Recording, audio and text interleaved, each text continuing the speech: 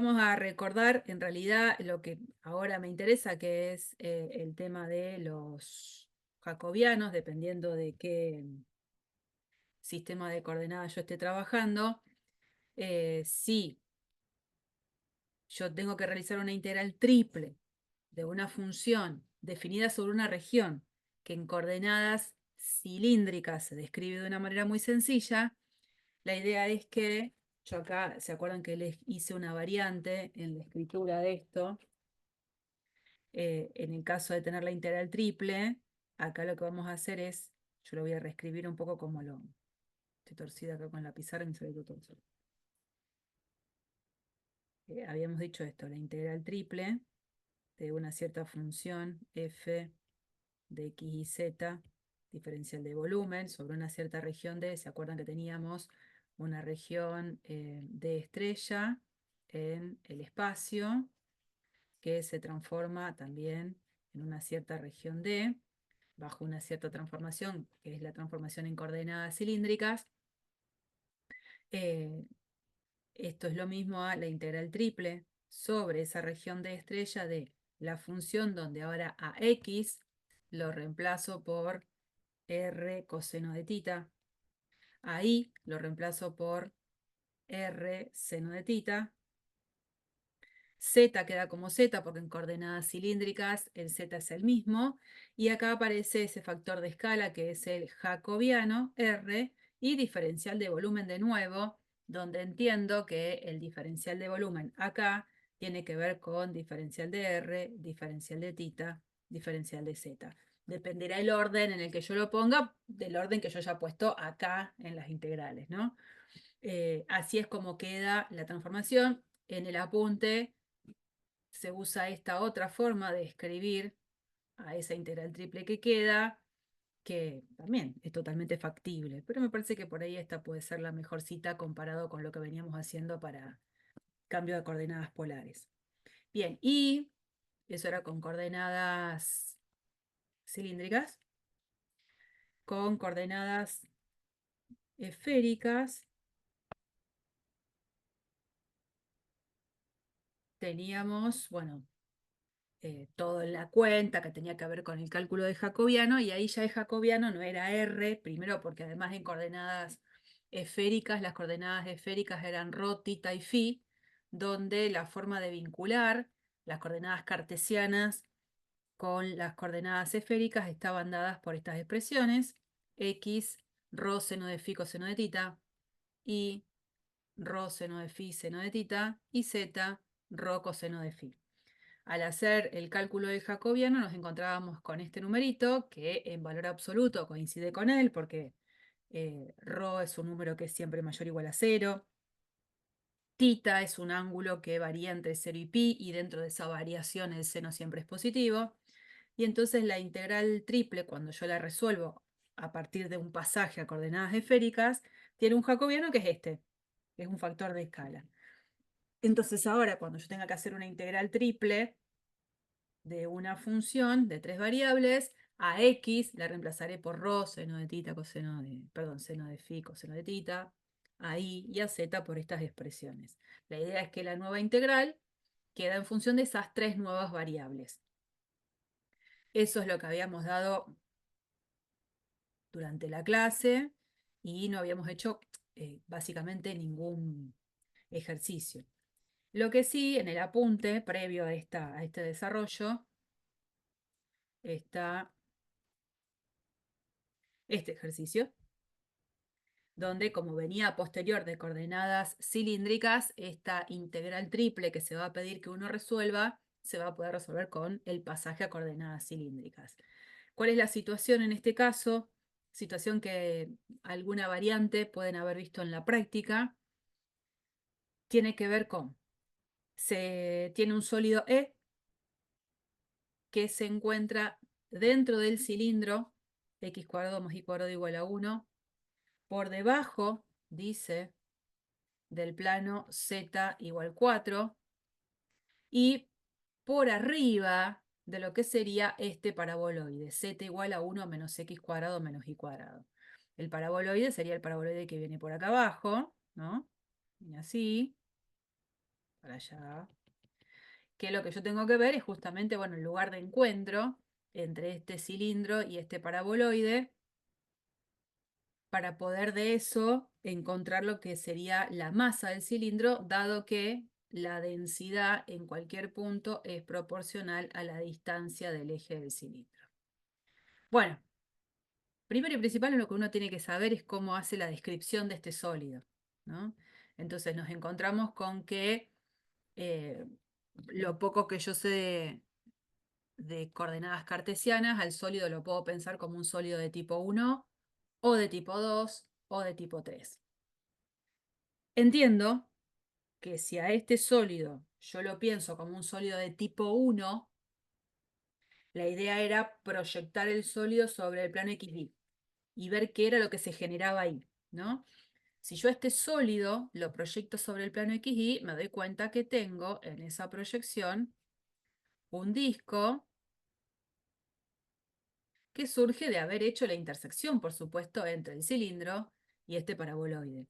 Cuando yo lo que tengo es que el cilindro tiene ecuación x cuadrado más y cuadrado igual a 1, y el cilindro tiene ecuación z igual a 1 menos x cuadrado menos y cuadrado, cuando pongo en juego las dos ecuaciones, digo, a ver, esto que está acá es 1 menos x cuadrado más y cuadrado, que si lo pongo en juego con esta ecuación, que es x cuadrado más y cuadrado igual a 1, esto lo reemplazo por 1 y me queda que z es igual a 0, z igual a 0 sería el plano sobre el cual se está dando la intersección entre las dos superficies. Entonces, sobre ese plano me encuentro con esta expresión, que es la expresión de la circunferencia. Pero bueno, pensando en la descripción de todo el sólido y proyectándolo sobre el plano XY, es donde queda todo el disco, todo este disco, ¿no? Y siempre que la proyección, en este caso sobre el plano XY, puede ser que todo esto haya estado dispuesto también con otro tipo de inclinación y la proyección sea sobre otro plano coordenado, siempre que sea un disco y algo relacionado con coordenadas cilíndricas va a tener que ver. Si aparece un cilindro como aparece ahí, y algo con coordenadas cilíndricas va a tener que ver. Así que es como que es cantado el tipo de pasaje a coordenadas cilíndricas que voy a tener que hacer. Entonces, cuando me doy cuenta de eso, lo primero que tengo que tener en cuenta es cómo describir a este sólido en coordenadas cilíndricas. El sólido está formado por las ternas r, tita, z, donde yo sé que si los pares x, y varían dentro de lo que es este disco, z entre qué y qué va a variar. Y z va a variar entre lo que sería el casquetito dado por este paraboloide que apunta hacia abajo como base de ese sólido, y el techo dado por esta tapa constante a la altura del plano z igual a 4. Este casquetito era z igual a 1 menos x cuadrado menos y cuadrado. Entonces el paso como previo a esta situación podría ser: el sólido sé que está formada por ternas x y z tales que, mientras los pares x y pertenezcan a la región D, que para mí la región D es ese disco que había marcado en el plano, los valores de z se encuentran entre, me quedó medio chiquitito el espacio, los valores de z se encuentran entre el paraboloide y el plano z igual 4. Esa sería como la previa. Cuando me doy cuenta que esta proyección plana es todo un disco, es donde ahí asocio que las coordenadas cilíndricas son las que me pueden ayudar. Acuérdense que las coordenadas cilíndricas eh, tienen vigencia o valen en el mundo 3D. Las coordenadas polares se usan en el mundo 2D. Entonces, son cosas distintas, pero sí es cierto que coordenadas cilíndricas y coordenadas polares y un parentesco tienen, aunque en mundos distintos. Entonces, recién ahora sí, cuando me doy cuenta que los pares X y están sobre un disco, decido escribir la descripción de ese disco a partir de esas coordenadas polares. cuando estoy en el espacio, que aparece el r tita z, se transforman en coordenadas cilíndricas. Y cuando en este mundo las coordenadas son r, tita y z, la x y la y no existen. Entonces todo tiene que estar escrito en función de r, de tita y de z. Por eso es que en esta parte, donde yo escribo que z está entre 1 menos x cuadrado menos y cuadrado, se transforma en esto. Acuérdense que x cuadrado más y cuadrado es igual a r cuadrado, ese combo que uno usa en coordenadas tanto cilíndricas como en polares. Y bueno, z igual 4 queda z igual 4, eso no cambia. Esa es una primera cosa, la descripción del sólido. ¿Qué es la otra cosa importante que este ejercicio necesita que interpretemos? El tema de la densidad. Porque sabemos que la masa, fórmula de la masa, es la integral triple de lo que sería la densidad, ¿no? La densidad X y Z, diferencial de volumen, sobre el sólido con el que trabaje. Necesito saber cuál es la función densidad. Y la función densidad no me la dicen explícitamente quién es. Me van a llevar a que yo escriba esa forma explícita de la densidad. Me dice que la densidad en cualquier punto, x, y, es proporcional a la distancia del eje del cilindro. Entonces yo me paro en un punto cualquiera dentro de este gran sólido y la densidad dice que es proporcional a la distancia hacia el eje del cilindro, que en este caso el eje del cilindro tiene que ver con el eje Z. Me paro en este otro punto, la distancia del eje Z. Me paro en este puntito, la distancia del eje Z. Entonces digo, ¿cómo hago para calcular esa parte de la distancia al eje del cilindro, que es el eje Z? Bueno, si este punto es el punto cualquiera, ¿no? En el sólido de coordenadas X y Z, este puntito de acá sería su proyección sobre el eje Z. Y esa distancia es la distancia entre puntos, sería la longitud de este segmento. Entonces yo parada en un punto cualquiera, X y Z en el espacio, ¿cómo encuentro su punto proyección sobre el eje Z? ¿Quién es ese punto? Su sombra sobre el eje Z. Sería su coordenada en Z. Claro, que mirándolo como punto en el espacio, ese puntito, este, sería el punto de coordenadas 0, 0, Z. Siempre, para un punto cualquiera, su proyección sobre el eje Z es un punto que tiene coordenadas X e Y 0 y la Z la misma que la del punto. Entonces, para calcular esta distancia, es la distancia entre los puntos. Entonces, eso yo lo sé por álgebra y geometría. Para calcular la distancia entre estos dos puntos, ¿qué hago? El vector que los une y le calculo el módulo. De ahí es que aparece esta expresión. Raíz de x cuadrado más y cuadrado va a ser la fórmula que va a calcular siempre la distancia entre esos dos puntitos. Y este k que aparece tiene que ver con esta cuestión de que dice que la densidad es proporcional a esa distancia al eje del cilindro. Entonces, primero estuvimos prestándole atención a cómo calcular esa distancia al eje del cilindro. Y esta parte de la proporcionalidad solamente se arregla con un valor k multiplicándolo a esa distancia, donde el k puede pasar, como pasa en este caso, que no me den ningún dato adicional para que yo descubra quién es el k. Porque en realidad tampoco es necesario. Si existe una constante de proporcionalidad, si la constante k es 3, bueno, al resultado que ustedes ven ahora al final lo multiplicaré por 3. Si es 7, será por 7. Entonces se pone la constante k. ¿Mm?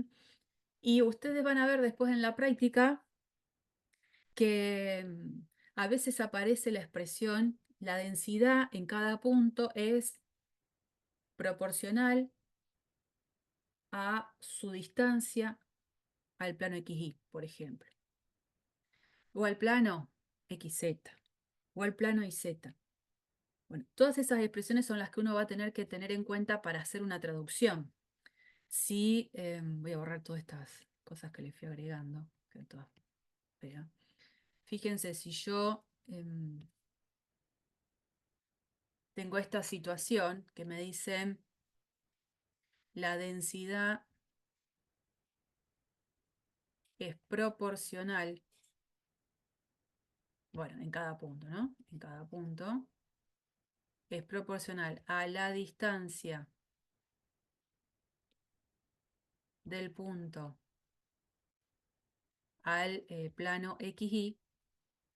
Se supone que yo me paro, X y Z, en un punto cualquiera de coordenadas X y Z. ¿Cómo se va a calcular la distancia del punto al plano XY? ¿Con quién va a tener que ver?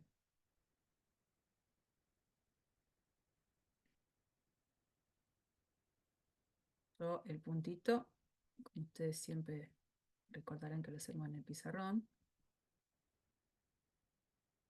Lo encontramos así, este es el X, este es el Y, este es el Z.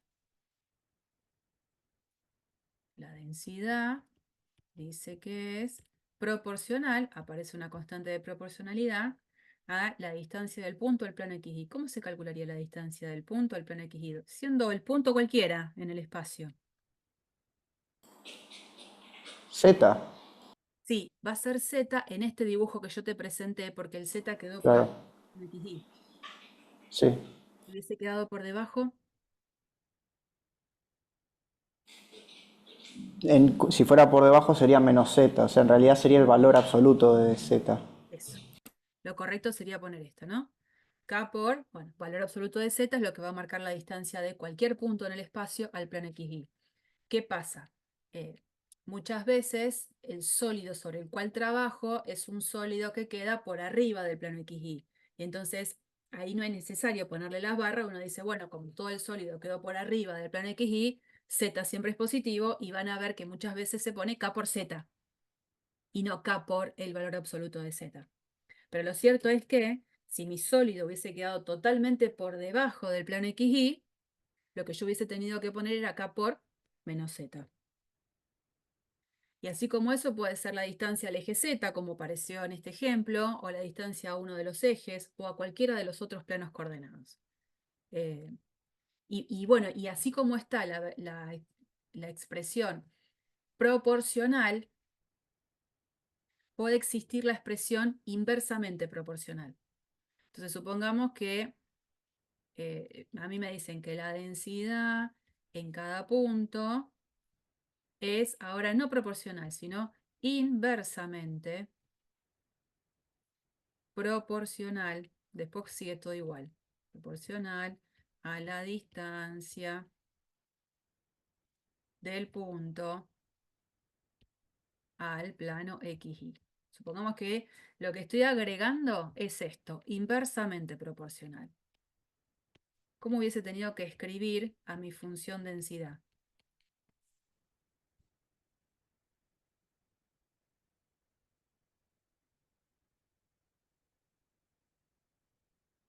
Bueno, hubiese tenido que escribirlo así. Sería K Uno por 1 sobre. sobre valor absoluto de Z. Eso. Lo que cambia es eso, la constante sigue siendo una constante de proporcionalidad dando vueltas por ahí, pero cambia la relación en donde lo voy a poner. ¿Estamos? Así que mientras tengan esos cuidados no van a tener problemas al momento de tener que escribir ustedes la densidad si le dan la información camuflada. Bueno, volvemos al ejercicio que estábamos trabajando. Eh, Acá era la cuestión, la densidad era proporcional a la distancia del punto al eje del cilindro, que era el eje Z. Una vez que escribo la función, que queda así, que sería este paso, dejo planteado, y así es como tengo que calcular la masa. Digo, como voy a hacer el pasaje a coordenadas cilíndricas, ya la X y la Y no tienen por qué tener ningún protagonismo. Entonces, ¿qué hago? Bueno, ponemos los extremos de integración. Estos extremos de integración surgieron de acá, de cuál fue la descripción del sólido. Y la función a integrar la tengo que escribir en coordenadas cilíndricas. Entonces, K por Y, bueno, el combo X cuadrado más Y cuadrado era R cuadrado. La raíz de R cuadrado es R, en este caso, acuérdense que el R va a ser siempre positivo para nosotros en este mundo de integrales triples que cambian a coordenadas cilíndricas. Y aparece el protagonismo de el jacobiano, que si yo el jacobiano no lo pongo, el ejercicio está mal, es lo que siempre les digo. Bueno, a partir de ahora se resuelve y se resuelve pensando de adentro hacia afuera, buscando primitivas, y ya eso no es un problema de análisis 2, ¿no? Es un problema de integrar, digamos, y sale. A veces será más fácil o más difícil la integral, pero va a salir. Y esta es la cuantita final, la que uno se encuentra. ¿Aparece el K? Sí, aparece el K. ¿Mm?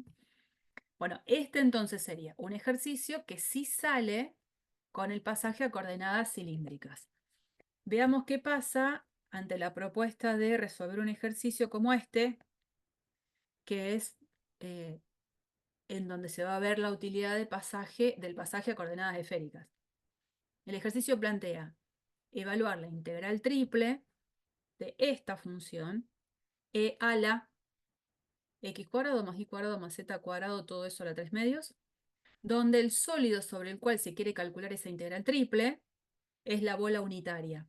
La bola unitaria que sabemos que se puede escribir a partir de esa expresión. Bola centrada en el origen de radio 1. Y acá no es que tengo que calcular la masa de... No, dice calcular esa integral triple. Calcularla. Bueno, todo lo que tenga que ver con una esfera, con un pedacito de cono, cono y esfera, todas esas cosas en combinación, siempre uno trataría de ver si el pasaje a coordenadas esféricas no es lo más apropiado. Y justo en este caso, este sólido ha sido bastante buenito. Es un sólido en el que con coordenadas esféricas se describe recontra fácil, ¿no? La esfera unitaria de radio 1, ya, piqui, piqui, ahí, bueno, divino mi dibujo. No me quedó lindo. ¿Viste, Marcos, que lo puedo hacer? Marcos del solar. Que los puedo hacer horribles los dibujitos. No, pero digital es más difícil, profe. Es más difícil. Bueno, esfera de radio 1 y en realidad no es la esfera, la bola, ¿no? La esfera es el contorno, la bola es todo lo de adentro. Bueno, descripción en coordenadas esféricas, esta es una de las primeras cosas que hicimos nosotros de descripción de sólidos. Fácil.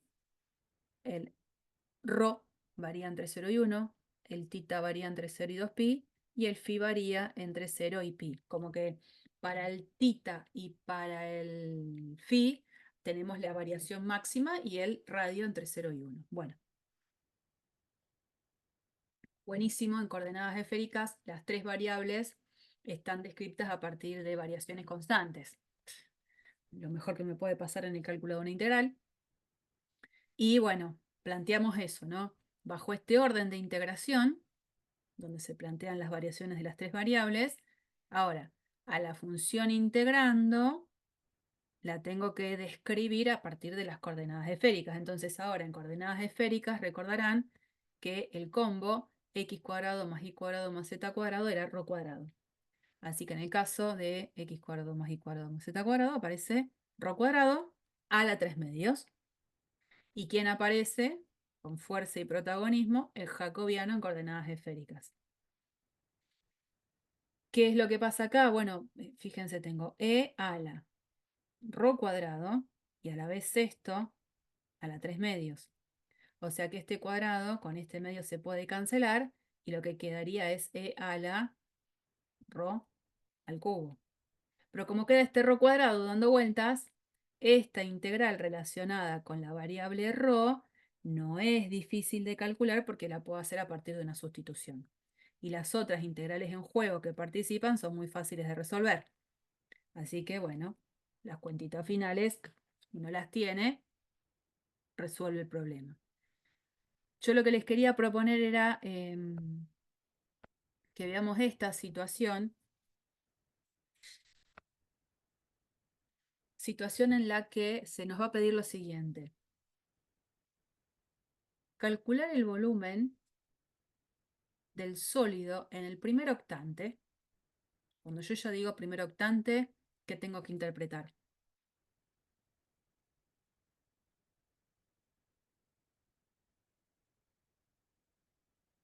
Primer octante, ¿qué quiere decir? Cuando X y Z son posibles. Exactamente. Ya sé dónde estoy, ¿no? Dice calcular el volumen del sólido en el primer octante determinado por la gráfica de el cono y los planos x igual 0, y igual 0, z igual 1. Tengo que calcular el volumen del sólido que se generó ahí. Y la idea es plantearlo con coordenadas cilíndricas y también con coordenadas esféricas. No importa cómo yo lo plantee, hasta lo puedo hacer con el planteo propio de coordenadas cartesianas, también. Lo importante es que, sea como sea, me tiene que dar el mismo valor, ¿no? Bueno, si yo quiero hacer un dibujito de esta situación, que después va a aparecer bien, tengo este cono clásico, este cono, z igual a la raíz de x cuadrado más y cuadrado. Que yo lo escriba así no es lo mismo a que lo escriba así. ¿Cuál es la diferencia entre escribir el cono de esta manera o de esta? Z puede ser negativo en la segunda. Claro, si yo les presento este cono, ustedes lo que sí pueden hacer es pensar que es el cono completo, ¿eh? En cambio, cuando uno ya da este despeje, esto queda descartado. Uno se queda con la rama hacia arriba del cono, ¿no? Bueno, uy, me fui. Yo no quería presentar el dibujito tan rápido. Bueno, cosas que pasan. No, Lorena, malísimo.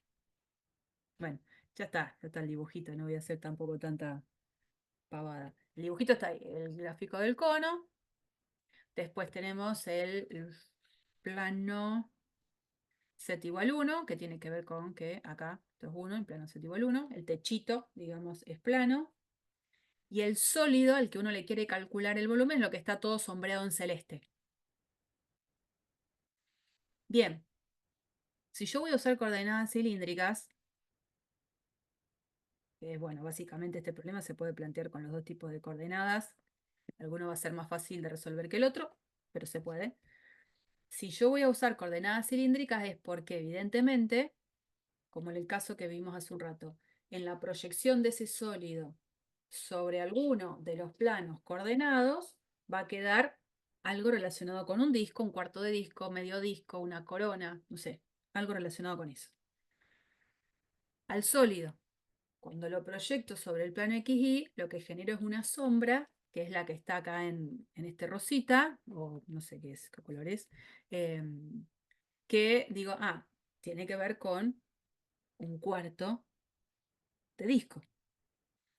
Y entonces uno dice, y en coordenadas cilíndricas, este sólido se puede describir bien, ¿no? Porque en principio, si hago lo mismo que hice hace un ratito, hago como el pasito previo de mi sólido, yo diría, mi sólido está conformado por las ternas X y Z, tales que mientras los pares X y varíen en todo este disquito de acá, no, ese cuarto de disco lo llamo D,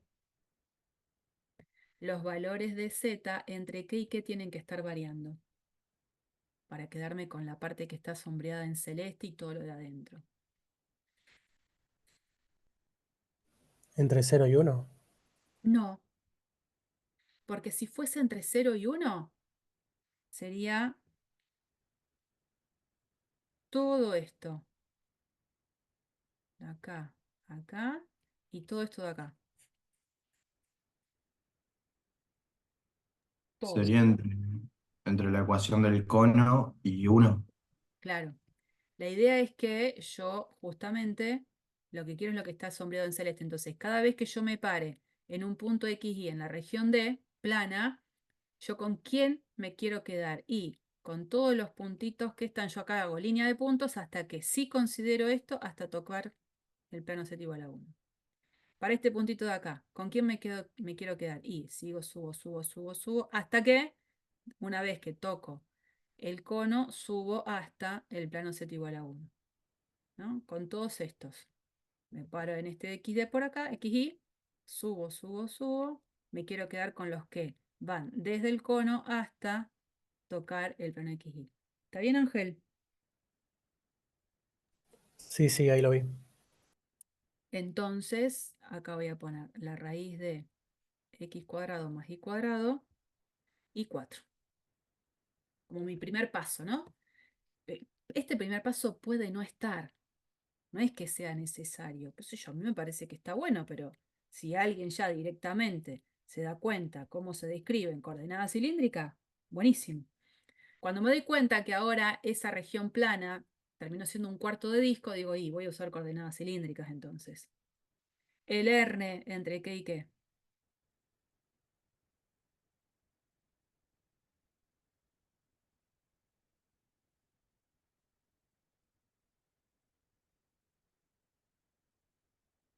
Ups, ¿cómo era esto? ¿Cómo era esto? Ven que borro esto que puede molestar. La cuestión era la siguiente. Yo me paraba sobre este disco y digo, el ángulo tita varía desde 0 hasta pi sobre 2.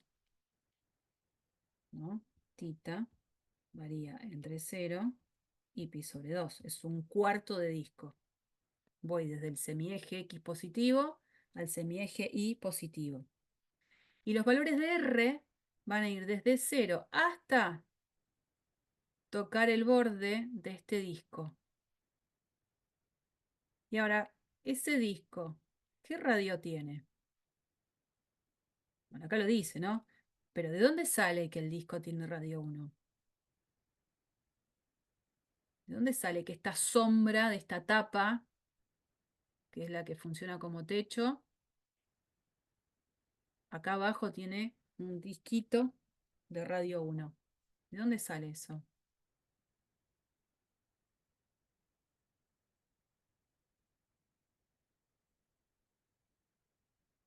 ¿Cómo me molesta? De la intersección con el plano Z igual a 1.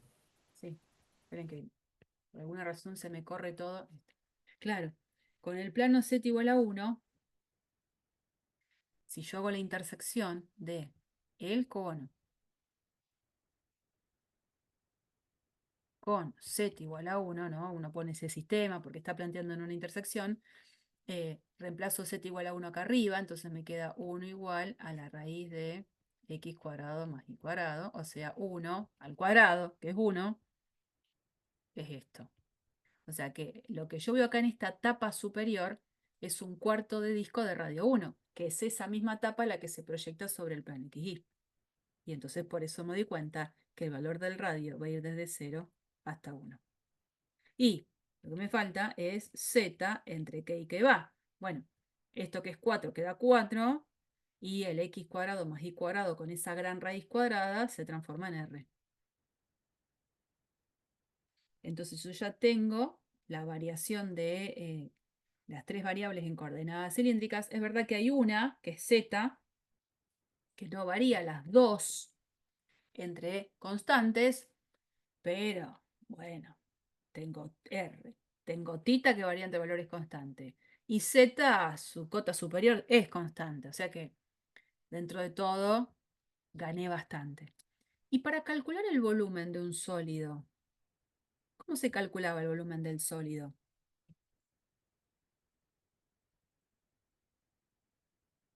¿Qué hacía?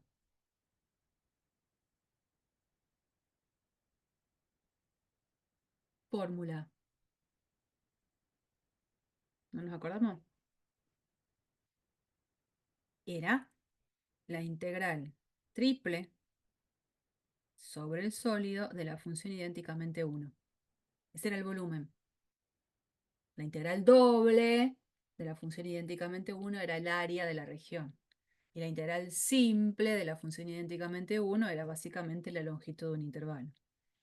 Esta era una de las cosas que veíamos como aplicación de una integral triple. Entonces, cuando yo tengo que poner acá, que ahora voy a calcular el volumen, y es la integral triple sobre este sólido de la función idénticamente 1, digo, ¿cómo lo escribo? Ya me di cuenta que la descripción del sólido la voy a hacer en coordenadas cilíndricas. Entonces voy a poner entre 0 y... Vamos a poner entre 0 y pi sobre 2, tita.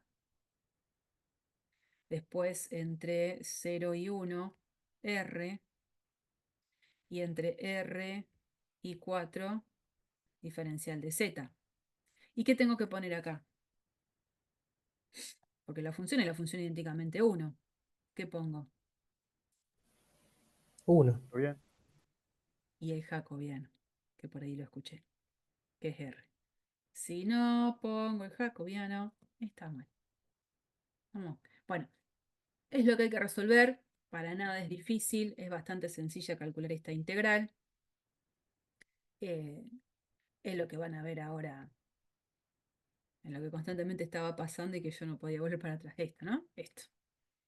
Dice, ¿cuánto da? El cuánto da es si hubiésemos estado en clase, le digo, a ver, háganla rápido. Bueno, no estamos en la clase habitual. ¿Por qué? Porque ahora lo que quiero hacer es hacer la descripción en coordenadas esféricas del mismo sólido y ver cómo se dificulta el mirarlo diferente en otro sistema. La cuenta, digo, es fácil calcularla, pero después la vamos a hacer en coordenadas esféricas, así que vamos a ver cuánto da. Fíjense, ahora, en coordenadas esféricas, el mismo sólido, acuérdense que en coordenadas esféricas tenemos dos ángulos y una distancia.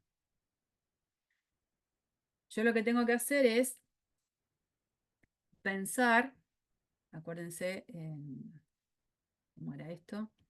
X igual a ρ, seno de phi, coseno de tita, y igual a ρ, seno de phi, seno de tita, y z igual a ρ, coseno de phi. Esa era la forma de trabajar con coordenadas esféricas y el jacobiano era ρ cuadrado seno de phi. Había una variación de ρ, que ρ era la distancia hacia el origen de cualquier punto en el espacio. Phi, ¿se acuerdan que era el ángulo que formaba el segmentito que unía el origen con el punto, con el semieje z positivo? Y tita era el mismo tita de coordenadas cilíndricas, que era el mismo tita de coordenadas polares en el plano. Bueno. Con la esfera es fácil. Supongamos que vuelvo a hacer el dibujito de la esfera de radio 1. Ahí, para atrás, y acá. Esfera de radio 1. 2, 1. Es fácil ver, por ejemplo, que todos los puntitos que están dentro de toda esa bola de radio 1 cumplían la condición de que el ρ variaba entre 0 y 1. Porque yo quería, desde el origen, quedarme con todos los puntitos que estaban en ese segmento hasta tocar a la esfera. Desde el origen hasta tocar a la esfera. Todos los puntos que estoy generando con ese segmento, con todos ellos me quiero quedar. Y está buenísimo que en todo se cumple que todo ese segmentito tiene módulo 1. Entonces el ρ iba entre 0 y 1. Ahora acá ya no es tan fácil. Porque en este sólido donde la tapa es plana, ¿yo qué voy a querer hacer? Bueno, yo quiero quedarme con todos los puntos que cumplen esta condición con ρ. Desde el origen hasta tocar la tapa constante, ¿no? Pero fíjense nomás acá. Si yo quiero desde el origen hasta llegar a este puntito. Del origen a llegar a este puntito. Del origen a llegar a este puntito. Y por ejemplo, ahí como tope máximo llegar a este. Y así porque me mantuve sobre esa línea, pero para cualquier otro punto de llegada sobre esa tapa también tengo que generar todo el segmento. ¿Qué voy? ¿A qué voy con esto? Este segmento tiene módulo 1, ¿es verdad? Tiene una distancia hacia el origen que es 1 porque justo es z igual a 1. Pero este ya no tiene longitud 1. ¿Se dan cuenta? Es, en este caso, un segmento que tiene mayor longitud que 1. Yo lo que quiero decirle al ρ, lo que quiero decirle es que varíe, para mi caso ahora, para este, que vaya desde 0 hasta tocar el plano. Antes, para el ρ de la esfera, a ρ le decíamos que vaya desde 0 hasta tocar la esfera. Pero la esfera era tal que la distancia de todo el casquetito al origen era siempre el número 1. Acá, tocar el plano hace que ese ρ, esa distancia, no sea constante, no sea entre 0 y 1.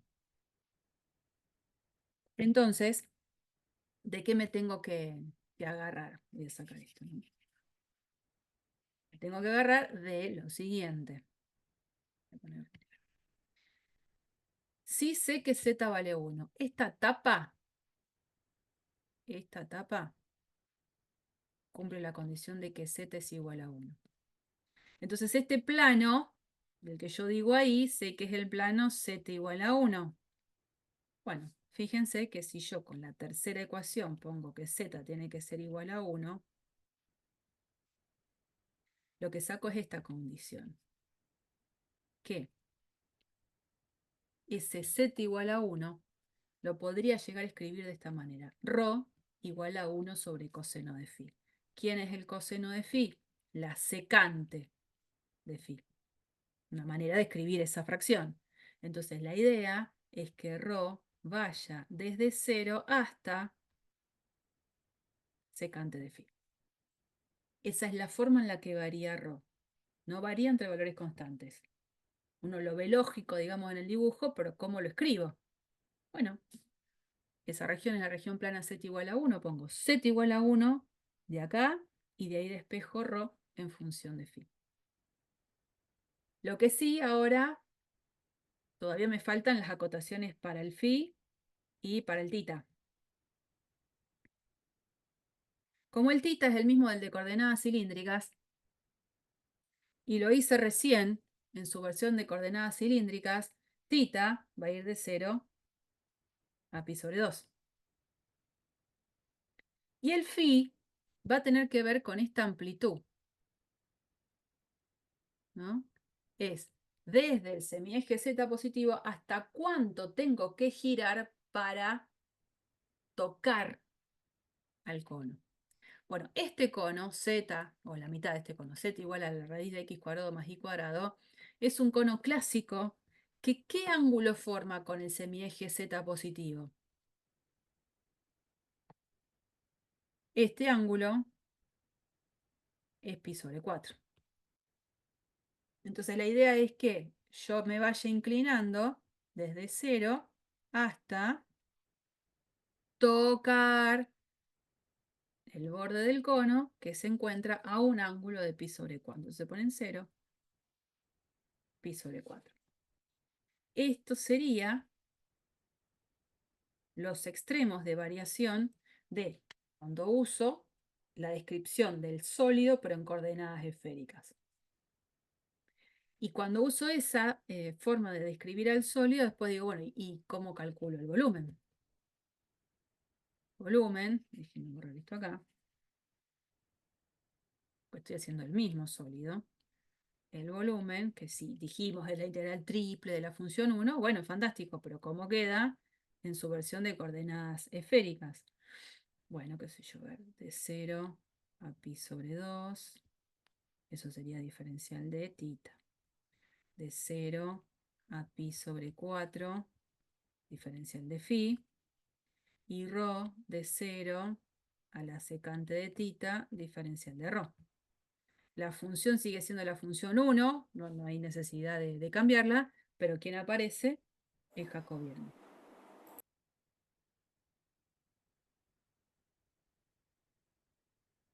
Ahora se resuelve. Esta versión, a nivel de cuenta de lo que va a venir, queda un poquito más antipática que la versión en coordenadas cilíndricas.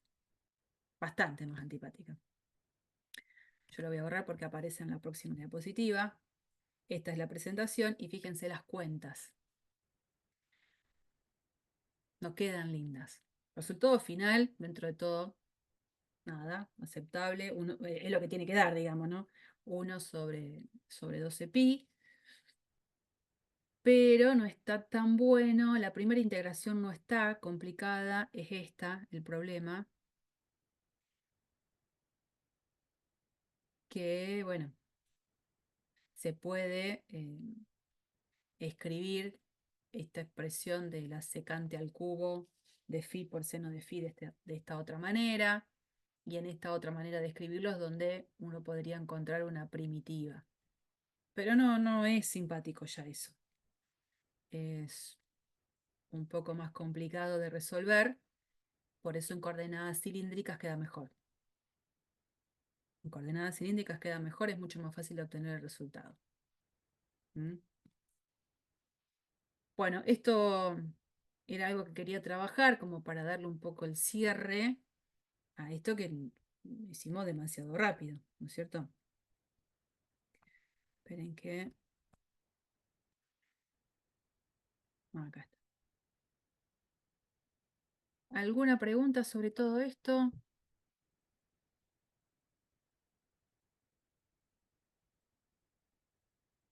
Bueno, espectacular. Quiero empezar poco, pero ya que estamos reunidos y un cachito más no nos juntamos, no mucho más, quería comenzar el tema que ya tiene que ver con el tercer parcial, que es toda la presentación de integrales de línea, para lo cual necesitamos hacer una presentación de campos vectoriales y después avanzar un poquito. Yo empiezo el tema, insisto, no es esto ya tema del parcial que van a hacer la semana que viene, y así ya nos ponemos un poquito a tono, ¿no? Situación, este material no lo tienen, se los tengo que subir. Campos vectoriales. Campos vectoriales. Ya hemos trabajado con campos vectoriales, pero vamos a presentarlos de nuevo. Situación, supongamos que nada, como el dibujito que está ahí, que estamos en el auto y que hay viento. Viento, partículas que se mueven con el viento. Lo que se puede pensar es en hacer la descripción de la velocidad o del vector velocidad que representa en cada punto de la partícula en el espacio. Entonces, si nosotros pensamos en un vector velocidad que se pega a cada una de las partículas en el espacio, indicando la dirección, el sentido y la magnitud con la que se maneja, aparece como un dibujo de flechas en cada punto en el espacio. Esa representación de flechas, algunas serán más largas, otras serán más cortitas, tienen direcciones distintas. Esa representación de flechas sería una representación de un campo vectorial. En este caso, para esta situación concreta, sería un campo de velocidad de flujo de corrientes, en este caso de velocidad de estas partículas, alrededor de el autito que está dibujado. Y es como clásico ese dibujo. Matemáticamente, ¿cómo lo vamos a presentar?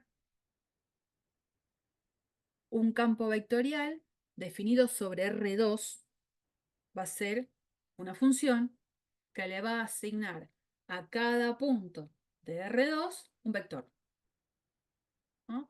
Entonces pasa eso. Acá, para xy, yo estoy con un cierto conjunto de que está contenido en R2.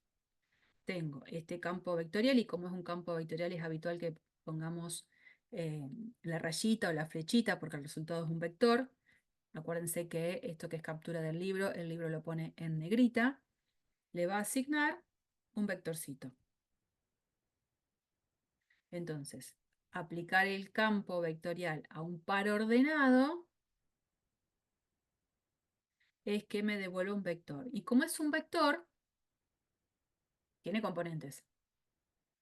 Y yo puedo pensar que tengo una componente escalar multiplicado por el versor i más una componente escalar multiplicada por el versor j. Cuando no ponemos esa versión de suma vectorial, habitualmente ponemos directamente las componentes del vector.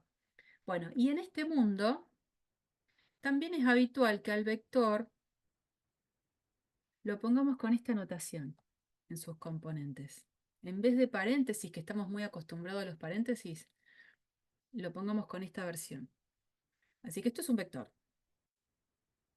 Vector. Y estas expresiones escalares, P de xy, Q de xy, se las llama justamente así, funciones escalares, que son funciones de dos variables. Vamos a ver algunos ejemplitos. Miren esta situación. A ver si puedo poner amplio. Situación. Tengo este campo vectorial definido sobre todo R2, digamos. Evidentemente por la forma en la que están escritas estas funciones componentes, se puede estar evaluando en cualquier par ordenado. Según la presentación que hicimos recién, P de xy, que sería la función escalar que forma la primera componente del vector, en este ejemplo sería menos i, y la segunda función escalar, que es la que tiene que ver con la segunda componente, sería la que acá sería x. Esas serían las funciones componentes, ¿no? Entonces, uno podría, ¿por qué no?, hacer lo que hacía en análisis 1, típica tabla de valores. Entonces, uno se puede posicionar, para empezar a entender esto, ¿no?, en el punto de coordenadas 1, 0. ¿Dónde está el punto de coordenadas 1, 0? Acá. Si yo evalúo este campo vectorial en el par 1, 0, hago la cuentita, dice que sería el vector escrito, ¿se acuerdan? A ver, f raya de xy, sería en esta versión piquito menos i x, así, ¿no? Primera componente sería la segunda coordenada del punto, 0, y la segunda componente del vector sería la primera coordenada del punto, 1. Entonces es el vector de componente 0, 1, lo que nosotros llamaríamos el versor j. Entonces, la representación del campo vectorial, ¿qué es lo que hace? Se posiciona en el punto y ahí hace el dibujito de la flecha con estas componentes, 0, 1. Ahí está. Esa es la imagen que tiene a partir de esta función vectorial. Como insisto, esto está pensado como si fuese una tabla de valores. Digo, ¿qué pasa si me paro en el punto 0, 1? Estoy acá. Aplico este campo vectorial que me dice que tengo que poner el opuesto de la segunda componente, menos 1, coma su primera componente, 0. Es lo que nosotros llamaríamos menos i, ¿no? Entonces, parada en ese puntito, hacemos el dibujito del vector asociado. Y así puedo seguir, ¿no?, dando, como si fuese esta tabla de valores, haciendo dibujitos. Pero se puede hacer un análisis un poquito más general, en el que pueda sacar una información un poquito más contundente, que tiene que ver con esta propuesta. Ahí ustedes ven la solución.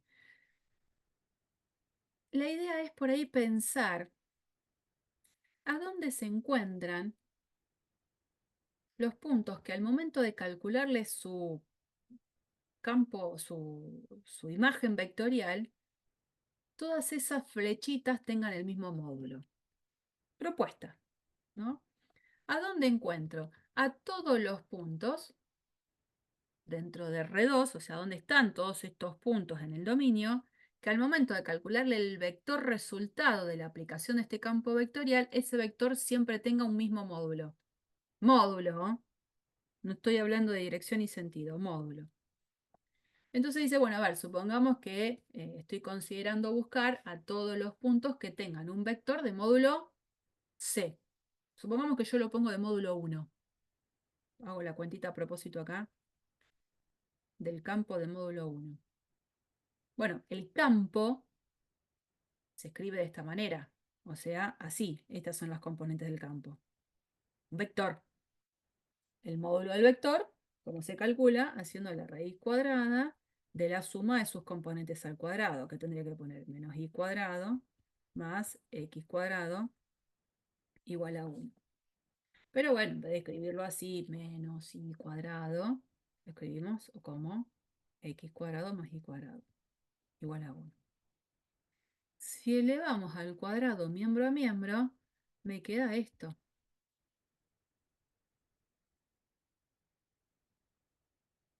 ¿Cuál sería mi razonamiento? Cuando yo me planteo encontrar a dónde están todos los puntos, que al momento de calcularle su vector imagen, esos vectores tienen módulo 1, me doy cuenta que son puntos cuyas coordenadas tienen que cumplir esta condición. Y si hay puntos que cumplen esta condición, son puntos que están sobre un disco, una circunferencia de radio 1 en el origen, entrada en el origen. Entonces la idea es que sobre todos los puntos de esta circunferencia de radio 1, las flechas que voy a dibujar van a ser todas flechas de módulo 1. ¿No? Eso, módulo 1. Si en vez de haber puesto un 1 acá, hubiese puesto, por ejemplo, un 2, acá me quedaba un 2, acá me quedaba un 2, acá me quedaba un 2, y acá 2 al cuadrado es 4. La conclusión sería que todos los puntos que están en una circunferencia de radio 2, centrada en el origen, al momento de calcularle las flechitas imágenes de este campo vectorial, todas estas flechitas van a tener módulo 2. Módulo 2. Esta disposición de la orientación de la flecha obviamente tiene que ver por cómo son las funciones componentes. No es que me lo inventé, ¿no? Entonces, hay algo que está bueno, se los presento ahora, sí, ya. Este es otro ejemplo, que es usar este recurso de GeoGebra. Voy a tener que salir de la pantalla acá. Miren.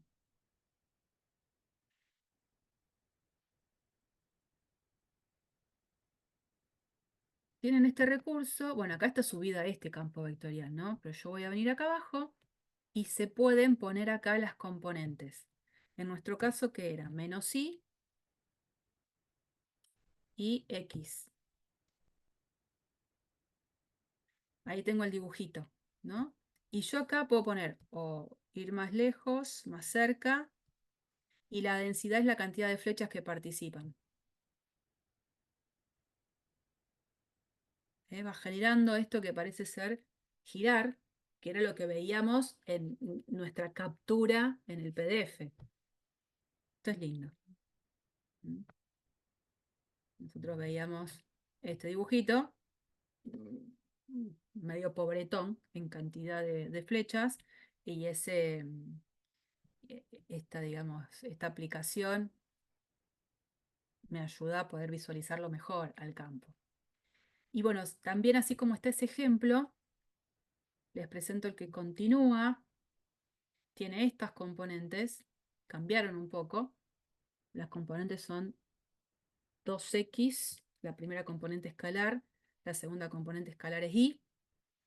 Se plantea la misma forma de pensarlo un poquito más general, preguntarme a dónde encuentro a todos los puntos cuyo vector resultado tenga siempre el mismo módulo. Haciendo las cuentas nos vamos a dar cuenta que vamos a tener que estar sobre elipses. Pero fíjense que ahora la disposición de las flechas ya no es girando. Por cómo son las componentes, son flechas que tienden a salirse en dirección opuesta hacia el origen, digamos, opuesta al origen. Que si lo hacemos en este recurso, que decía 2y o 2x, 2xy, 2x, y acá y, bueno, Es eso lo que pasa.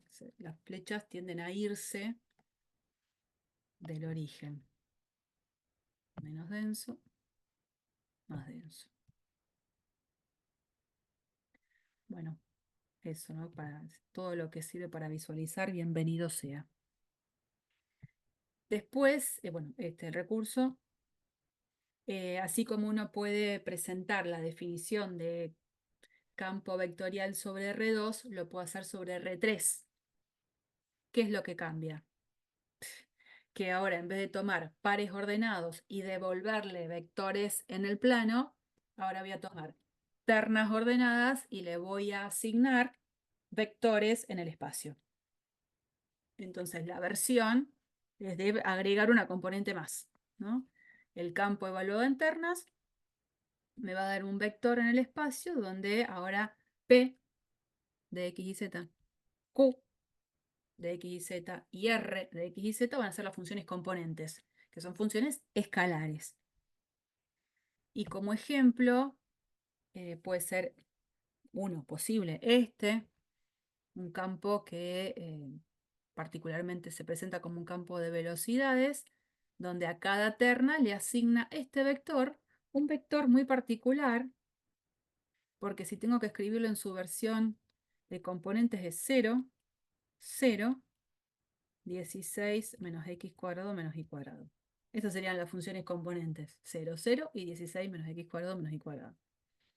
Si solamente quiere prestar atención, porque acá lo plantea, quiere prestar atención a mirar puntos que están dentro de esa consideración, o sea que son puntos que están sobre un cilindro, ¿no?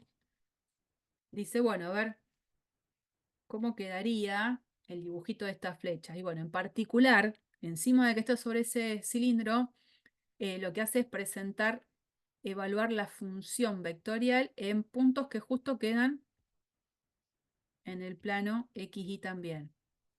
Fíjense que la interpretación sería, a medida que los pares XY, esto lo voy a escribir a propósito así, 16 menos x cuadrado más y cuadrado. A medida que los pares XY se acercan cada vez más al origen, que el X y el Y son muy pequeñitos, a 16 le voy sacando cada vez menos.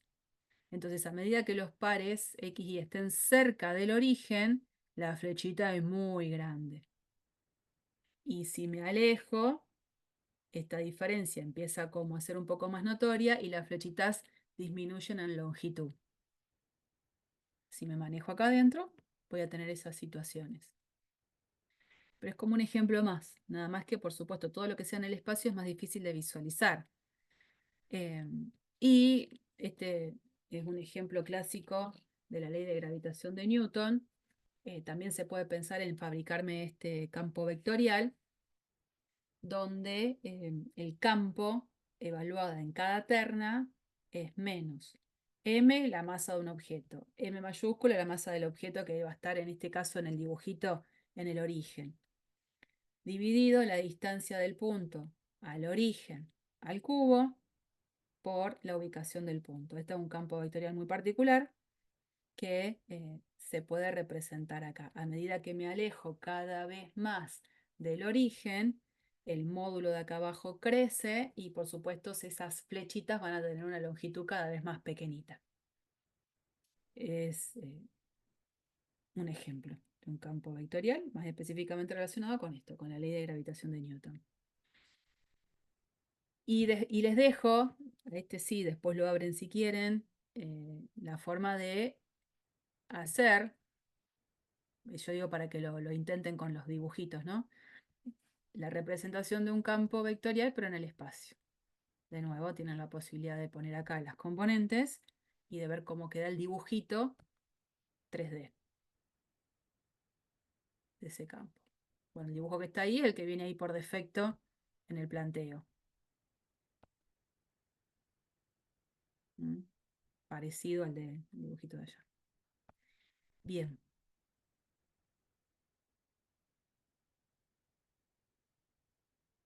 Presentamos esta parte y después en algún momento ya vamos a a dejar, queda poquito. Hay un campo vectorial que nos ha ido acompañando previamente, que es el campo vectorial gradiente. Vamos a caer en un mundo conocido ahora. Si se acuerdan, el campo vectorial gradiente, ¿para qué lo usábamos? Al campo vectorial gradiente. ¿Dónde tuvo protagonismo?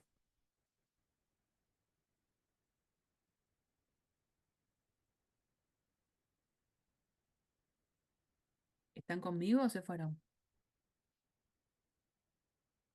Estamos. Lo usabas Sí, sí. para calcular hacia dónde subía más, o sea, en qué dirección ascendía más una función en R3.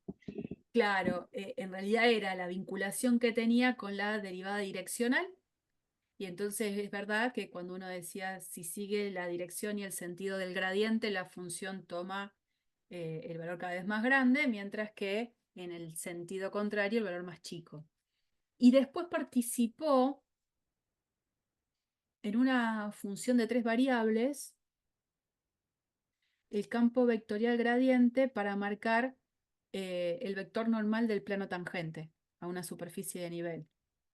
Ya venía esto presente en nuestras vidas, el gradiente.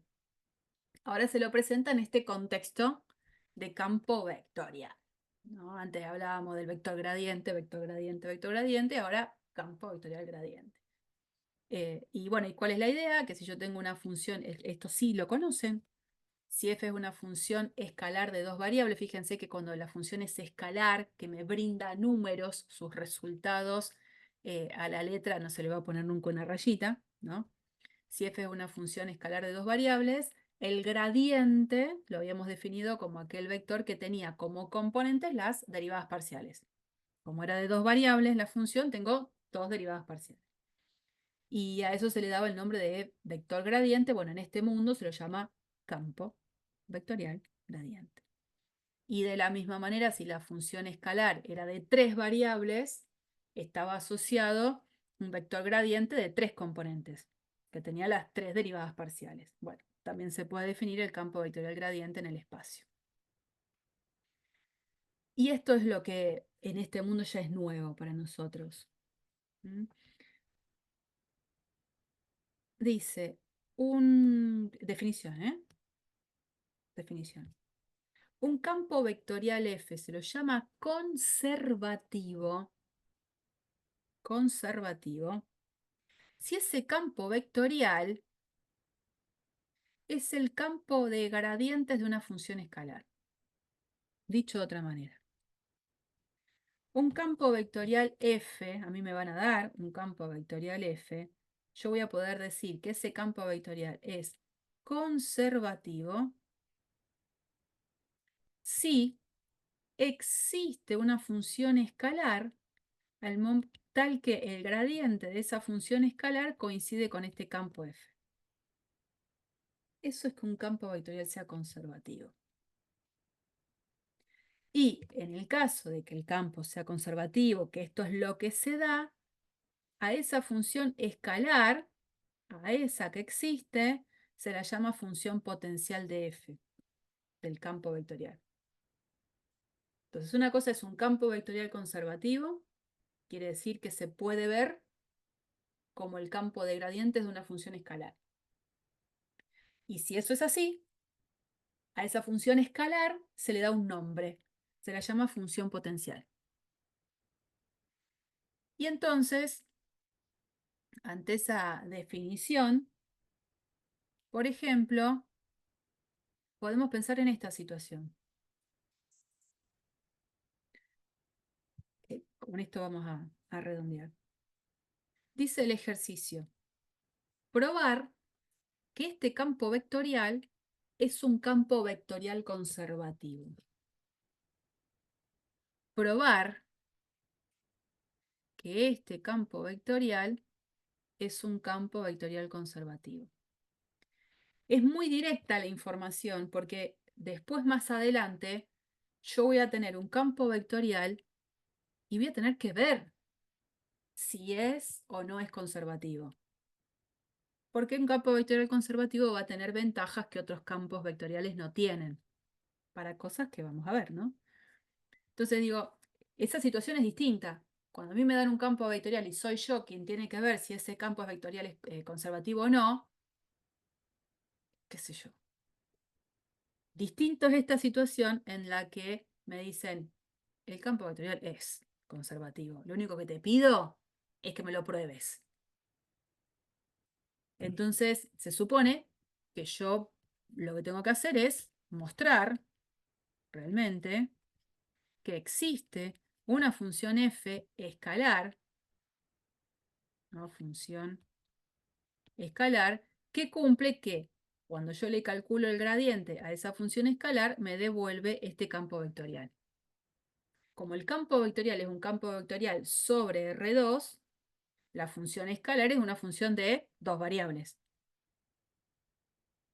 Entonces, sigo con esta traducción. ¿Qué tengo que hacer? Tengo que mostrar que existe una función de dos variables tal que la derivada parcial con respecto a x, la derivada parcial con respecto a y, que serían las componentes de su gradiente, coincida con las componentes del campo. Y e a la xy, coma, x e a la xy.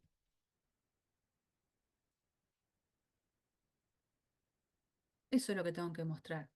Y como me dice eso, probarlo, es porque esto lo voy a encontrar. Y cuando escribo esta igualdad que se tiene que dar, lo que hago es, como muchas veces he hecho trabajos de cálculo de igualdad de vectores, dos vectores son iguales, si pasa qué cosa. Esto es un vector y esto es otro vector. Si digo que estos dos vectores son iguales, ¿quiénes son los que tienen que ser iguales? Sus componentes. Sí, sus componentes homólogas, ¿te acordás que le ponemos así?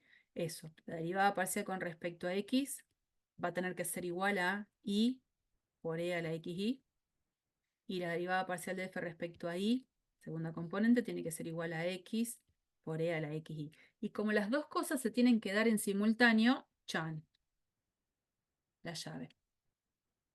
¿Mm? Entonces, insisto, estamos tratando de buscar que yo tenga que mostrar que existe una función escalar que cumpla con este sistema. Y como es un sistema donde aparecen igualdades y yo lo tengo que resolver, como siempre uno empieza resolviendo por alguna de ellas, empieza como a despejar o a tratar de buscar algún razonamiento. Entonces, habitualmente, ¿qué es lo que hago? ¿Qué es lo que hacemos? Partimos de una de las dos ecuaciones, cualquiera, elijo la primera porque es la primera que veo. Y se supone que estoy buscando, piensen bien, una función de dos variables que al momento de derivarla con respecto a x, el resultado sea esto. O sea que la f que estoy buscando es una f que en principio va a salir por pensar en antiderivar respecto a x. Una función de dos variables que al momento de derivarla con respecto a x tenga esta expresión. Donde la y, como yo voy a antiderivar con respecto a x, la y para mí es una constante. ¿Quién puede ser una propuesta?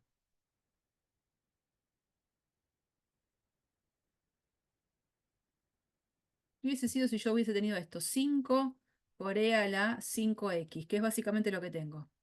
Y tengo que buscar una primitiva en x. ¿Quién diría que es la primitiva? 5x elevado a la 5x. O sea, ¿Cómo? ¿De nuevo? multiplicarlo por x, que porque al derivarlo sería 1. ¿Vos decís? A ver de nuevo, ¿cuál sería tu propuesta? Sería 5x e elevado a la 5x. Ojo con esta propuesta, porque si para mí es esta, se supone que cuando yo la derive con respecto a x me tiene que dar lo que dice acá. Perdón, lo que dice acá arriba. Y cuando derive voy a tener que derivar un producto. Claro, el, el 5x elevado, la e elevado a 5x hay que también cancelarla con se Bueno, ojo. deriva. Si yo derivo esto, no me queda lo que quiero. ¿Tá? Si yo derivo esto, que tengo que hacer la derivada de un producto, la derivada del primero es 5, por el otro sin derivar, pero después más, este sin derivar, por la derivada del de al lado, y la derivada del de al lado es e a la 5x por 5. Me quedaron muchos términos dando vuelta. Esto que está acá no es una buena propuesta. E elevado a la 5x. Claro. Eso ya es otra cosa, ¿no? Entonces yo sé que si busco una primitiva de esta, la primitiva va a tener que ver con e a la 5x. Porque cuando la derivo aparece este 5 multiplicando. Pero cada vez que hago el cálculo de una primitiva, ¿quién aparece también acompañándome? La constante de integración. Bien, la constante arbitraria. Bueno, ahora no es 5, ahora es i. Entonces, ¿quién sería una propuesta acá de primitiva para i e a la xi? E a la xy. Bien. Más o una constante arbitraria. Pero ¿qué pasa en este mundo? Cuando yo hablo de una constante arbitraria, si por ejemplo, imagínense, yo acá sumo i al cubo. Se me ocurre poner eso, ¿no? Cuando yo lo derivo esto con respecto a x, todo lo que dependa de y, para mí, al derivarlo con respecto a x, va a dar 0, que es lo que he hecho siempre cada vez que calculé derivadas parciales. Entonces, ¿a qué voy con esto, digamos? ¿Por qué lo digo? Porque cuando yo ahora ponga acá una constante arbitraria, no es una constante arbitraria cualquiera de la que veníamos viendo acá. Es cualquier expresión que pueda depender de la y, que eso lo hace diferente. Busco una primitiva, fantástico. Le sumo una constante arbitraria, pero en este mundo la constante arbitraria puede ser cualquier cosa que dependa de la i. Y eso lo tengo que dejar expresado. Eso es lo que cambia a diferencia de lo que venía poniendo acá. C de i. Y ahora que ya tengo una, no sé, una careta un poco desconocida, pero al menos algo, conozco algo de la f, lo uso a mi favor. Lo uso a mi favor en el paso que sigue. Porque en el paso que sigue, dice, la derivada parcial de f respecto a y me tiene que dar esto. Pero como yo ya de la f algo conozco, no hago todo desde cero. Uso lo que encontré.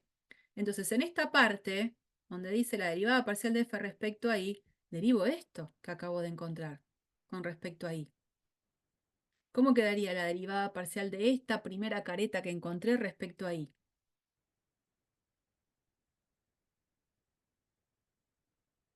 Derivo esto con respecto a y.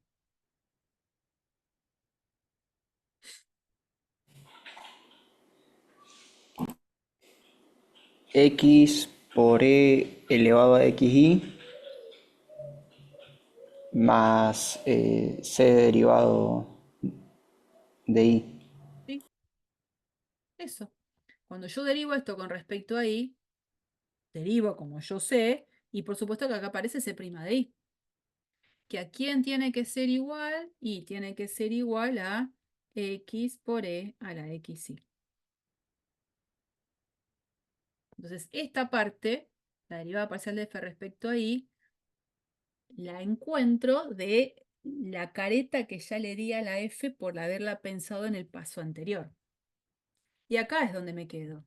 A ver, resuelvo esta ecuación.